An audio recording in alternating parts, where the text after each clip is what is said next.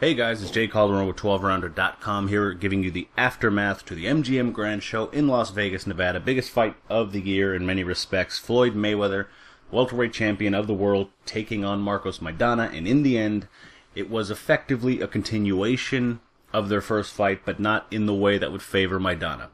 Mayweather made his adjustments, knew what he had to do. He was on his legs a lot more. He was holding on the inside. He wasn't beyond getting a bit rough when he wanted to and when it suited him.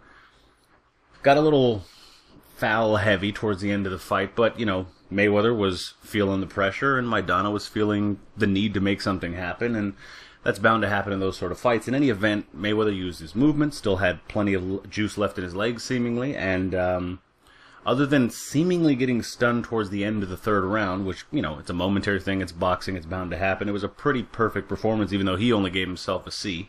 At the end of the day, he did pretty much exactly what he would have wanted to do. Got hit with a few shots that he might not have gotten hit with in his exact prime, but at the same time, when you got a guy like Maidana coming at you full speed ahead, for the most part, for 12 rounds, that's going to happen. In any event, it was pretty much vintage Mayweather and what most would have expected in the first fight.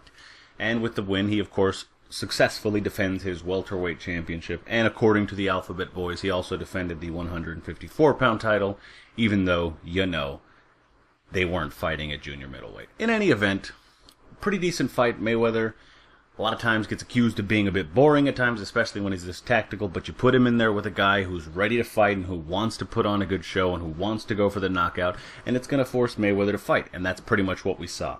In the co-feature bout of the evening, we have Leo Santa Cruz taking care of business with former sparring partner Manuel Roman, and pretty much it was a glorified sparring session.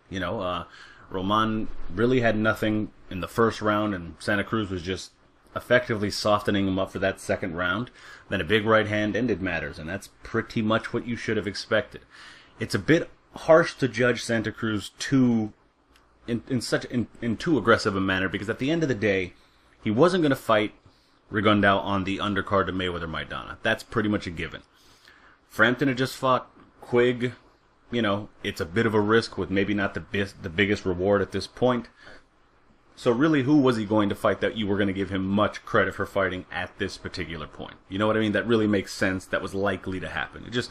There wasn't much that was going to happen outside of just doing what he had to do and taking apart Roman.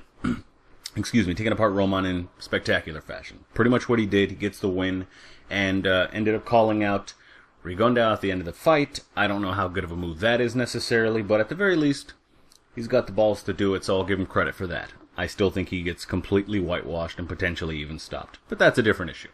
In any event, also on the card, Mickey Bey, in a somewhat controversial fight, took the lightweight title away from the long-reigning Miguel Vasquez. Vasquez seemed to be having his sort of fight. He seemed to land just a bit more in terms of punches, and I don't think that's the sort of fight Bey would have particularly wanted. Even in the corner, they said he was effectively letting the fight slip away, and yet, two of the cards were 115, 113 in favor of either fighter, but one of the cards, the deciding card, was 119, 111, which means that Bey won all but one round, which seems a bit stupid. In any event, a lot of people are going to find it hard to feel so sympathetic to Vasquez, as he can be a bit of a trying fighter to watch. I personally like it, but I can understand why not everyone is in the same boat with me. In any event, be interesting to see what Bey can do. He doesn't seem like the sort of guy that will hold on to the title for all that long, if I'm being totally honest, as he does have his vulnerabilities, but at the same time, matched correctly in the right sort of fights, he might be able to, put up some interesting performances in the future. And so that could be fairly interesting. In any event, that about does it for the card. Obviously, there were a couple of other results there. Alfredo Angulo was upset by James De La Rosa in his middleweight debut. He's, at this point, likely an official gatekeeper. That's pretty much where he is. De La Rosa compiled the points early in the fight and just maintained enough of the fight towards the end to earn a decision, and it was the right decision. And Humberto Soto surprised, at the very least, me with a very skilled performance against John Molina. I wouldn't have been surprised if this fight happened 2-3 years ago. But I thought maybe, just maybe, Soto doesn't have quite enough left to keep a very hungry, potentially, Molina off of him. But in essence, he did. So that pretty much worked out for him and not so much for me. But in any event, Soto at least keeps himself a bit relevant, and I do like watching Soto fight, so it should be interesting to see what he does next.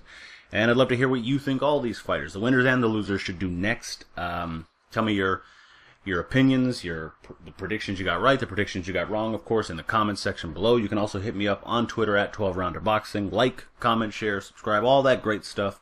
Of course, love to hear from you. And until next time, enjoy the fights.